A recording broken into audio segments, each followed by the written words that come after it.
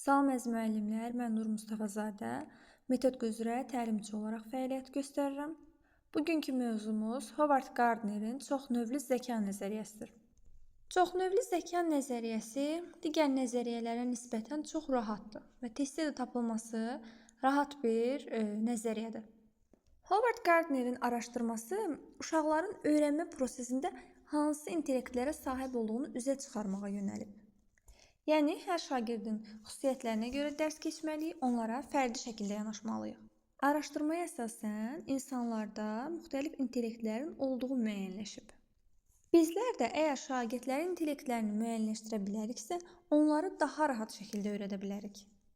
Howard Gardner düşünür ki, şagirdlər məktəblərdə yüksək nəticə toplasalar belə, məktəbi bitirdikdən bir neçə il sonra öyrəndikləri məlumatın böyük bir qismini unudurlar.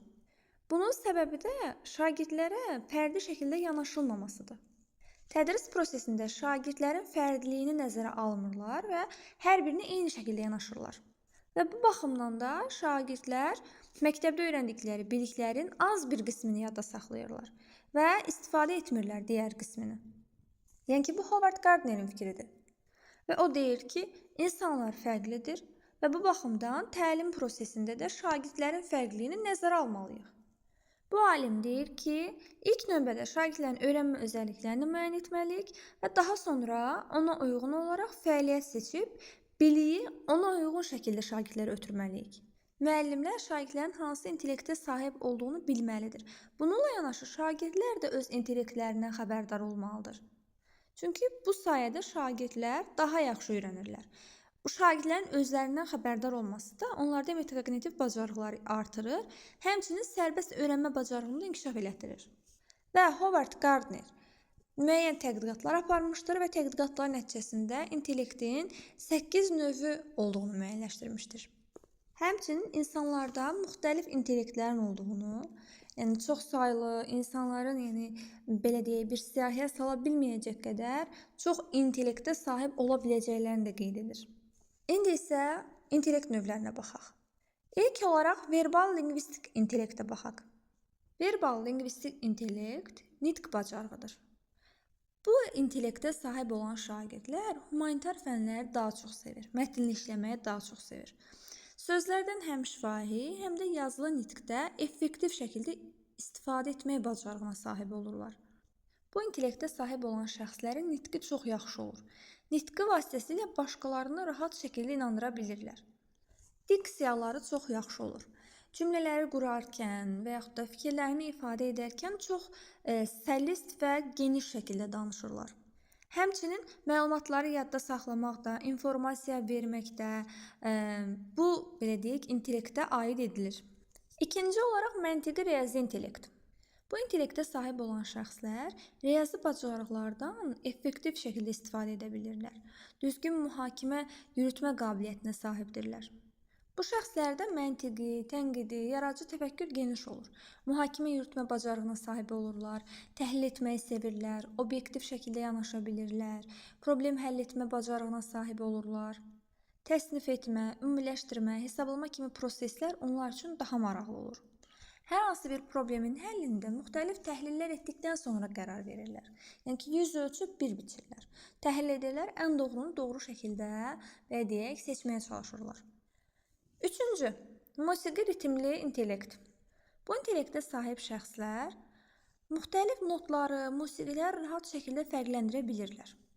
Musiqi formalarını rahat şəkildə dərk edirlər. Onlar yaxşı ritm tuta bilirlər, tutaq ki, melodiyalar səsləndirirlər. Bəzən elə olur ki, bəzi insanları görürsüz, öz dilinin altında müəyyən bir melodiya səsləndirir və yaxud da ki, məsələn, adi bir boşluq olan kimi hansısa bir zümzümə edir, misal üçün.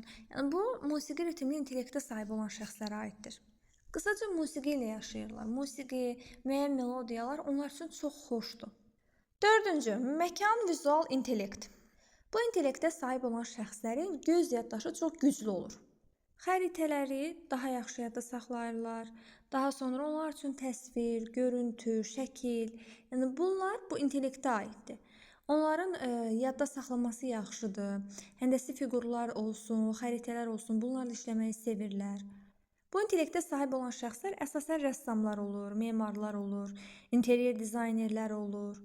Məsələn, bir şəxs əgər hər hansı bir heykəli necə hazırlayacağını düşünürsə, görünüş olaraq və yaxud da ki, bir memar hər hansı bir çertyoz çəkirsə, rəssam hər hansı bir şəkil çəkirsə, bunlar məkan vizual intellektinə sahib olan şəxslərə aid edilir. 5-ci, naturalist intellekt. Qısa olaraq desək, bu intellektə sahib olan şəxslər təbiəti çox sevir. Təbiəti sevir və təbiətə qarşı çox həssasdırlar. Bitkilərlə, ağaclarla, güllərlə işləməyi çox sevir bu şəxslər. Həmin şəxslərin ətrafında, məsələn, dibçəkdə çoxlu güllər görə bilərsiniz və yaxud da ki, həyətində çoxlu meyvə ağacları ola bilər, dekorativ ağaclar ola bilər. Müxtəlif, yəni təbiətə aid olan hər bir şeyi bu şəxslər çox sevir və çox həssaslıqla yanaşırlar. 6-cı, bədən kinestetik intellekt. Bu intellektə sahib olan şəxslər hisslərini, fikirlərini ifadə edərkən bütün bədən üzvlərindən istifadə edir. Bu şəxslər təcrübə tipli olan dərsləri daha çox sevir. Prosesi icra edərkən toxunaraq, hiss edərək öyrənirlər. Atletika, aktyor, rəqqaslıq, mexanik, cərrah, memar, bunun hamısı bədən kinestetik intellektə sahib olan şəxslərə aid edilə bilər. Belə bir məqam var. Memar olaraq hər hansı bir çertyozu çəkirsə, məkan vizual intellektinə aiddir.